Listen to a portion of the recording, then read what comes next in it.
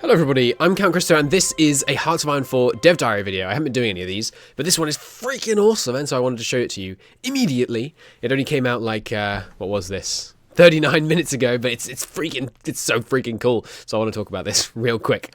Now, I'm going to jump straight to the most interesting bit and then cover some of the other parts. To me, the most interesting bit is this down here, critical hits. This talks about what happens if you take a critical hit in combat, which if it's similar to the previous patches of the game will be connected to the reliability of your ship, higher reliability, lower chance of receiving a critical hit. What this shows us is that these are the various different things that can be damaged. The main battery, the second battery, the propeller, the rudder, magazine, torpedoes, heavy fires, ballast tanks can be inoperable, and the radar can be inoperable. A few things that we learn from this that make me extremely excited. Separate main battery and secondary batteries are different things. That means, if you're not familiar, a secondary battery on a warship is many smaller guns with a turn faster that can engage closer, smaller targets. I apologize if you're very knowledgeable, and that's a very rough and ready definition. But, you know, I've played at least 5 hours of World of Warships, so I think I know what I'm talking about. But the fact that you can have reduced attack on main weapons and secondary weapons separately, to me, proves that that must be two different things that you can customize on your ship, which is going to be so cool, because higher up, if we go up here, we'll see that they're changing what it means to be a capital ship. Previously, if your ship was a capital ship, it just was a capital ship. You know, battleships, carriers, and was there one more? Was battle cruisers? I think battle cruisers were also... No, heavy cruisers is what they called them, were also capital ships. But now it depends on certain elements. Obviously, this is all probably work in progress, so they can't say for certain, but such as having a carrier flight deck or heavy guns makes you a capital ship. That must mean, I think, and this is not, for the record, this is not coming from me as someone that's, you know, doing work with Paradox and stuff. This is just speculation based off this dev diary. That must mean you can customize whether a ship has a carrier flight deck or a heavy gun. Can that be true? Are we going to get catapult planes on battleships? That would be so freaking cool.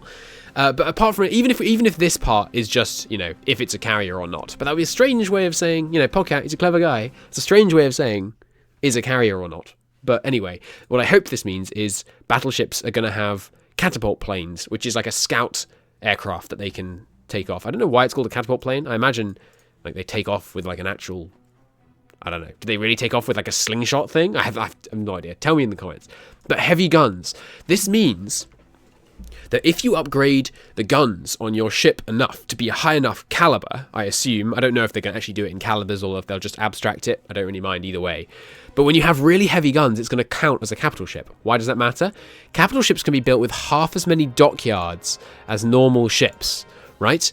Which means you're going to have incentive to build smaller ships, which will help combat the idea that you should just build battleships. Also, I think you can only repair battleships with fewer... So this Deutschland, that's a capital ship class, you can tell because the star, is only being repaired with 5 dockyards. So your capital ships take longer to build and longer to repair. So there's heavy incentive to have a smaller navy. I can't wait for this update.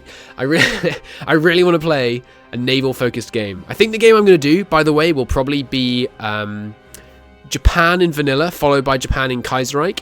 And I'm really looking forward to doing a game for Japan in Kaiserreich where I'm like only allowed to puppet people or something, so I don't blob like a massive armed forces because I have manpower limitations, so we just have a mighty navy going around the world showing everyone who's boss. I think that'd be such good fun.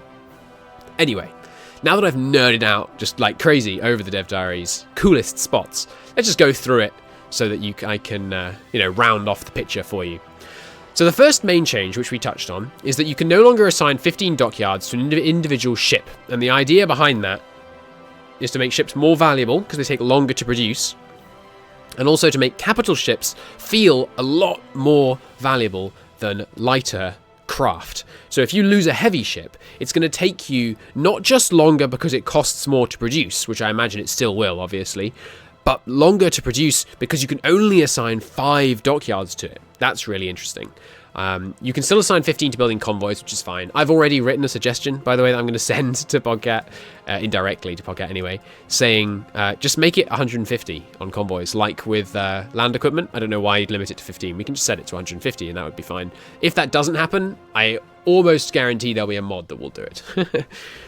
So, capital ships, they're twice as slow production, assuming the production cost doesn't get nerfed, and assuming dockyard production output doesn't get buffed. They're going to be twice as slow to produce, which is going to be really cool. You're going to really have an attachment to your capital ships, which I think is very cool. That's something I fostered in the Irish campaign, just because we were so weak. I had like a serious attachment to my first few ships, but then as soon as you start snowballing, you lost that.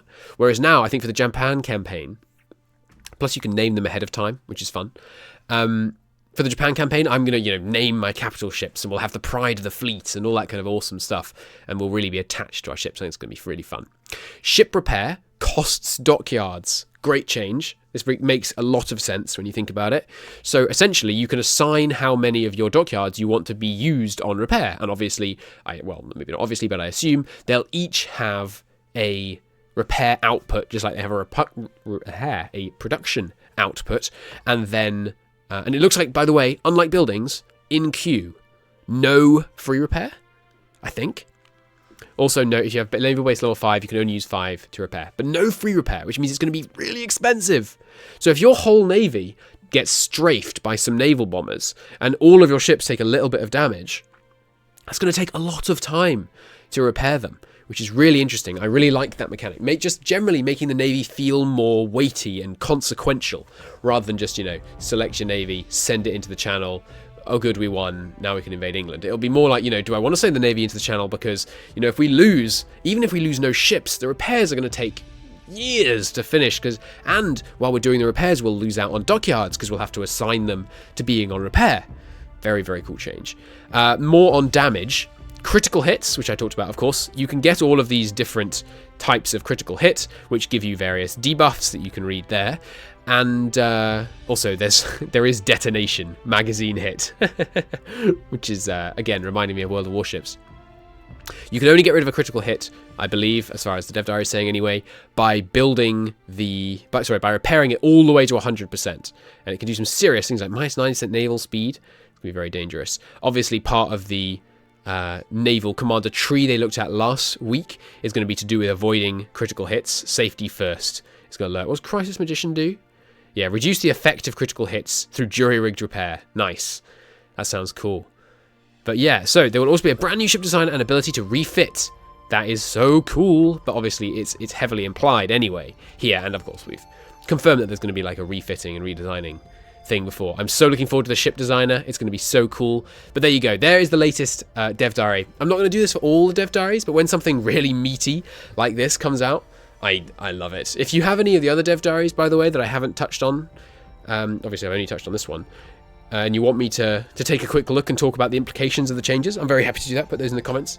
Anyway, that's all for today. It's going to be so good. I'm really looking forward to this. Anyway, thank you very much for watching, and I'll see you next time. Bye-bye.